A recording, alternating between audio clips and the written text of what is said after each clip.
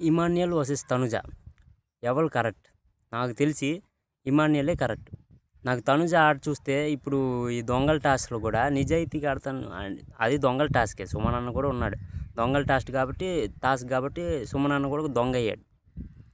కాకపోతే తనుజ ఎవ్వరు సపోర్ట్ లేకుండా టాస్క్ ఆడలేదు. ఇప్పుడు సుమన్ అన్న తీసుకుంది, దానికి ముందు భరణి గారిని తీసుకుంది. ఇప్పుడు సుమన్ అన్నని అన్న అన్న అని తిరుక్కొని సుమన్ అన్నని పంపించేస్తుందేమో నాకు డౌట్ వేస్తుంది అనమాట. అంత ఛాన్స్ ఇవ్వడేమో సుమన్ అన్న అని నాకైతే గట్టిగా అనిపిస్తుంది. నాకైతే అలా అనిపిస్తుంది. నాకెందుకో ఆయిషా బాగా నచ్చింది అనమాట.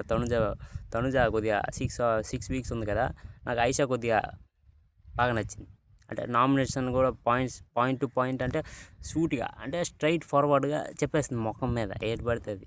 వాళ్ళు ఏమనుకొని ఏమనుకొని ఏది పడితే అది చెప్పేస్తుంది అనమాట. ఆయిషా వస్తే ఒలే అంటుంది.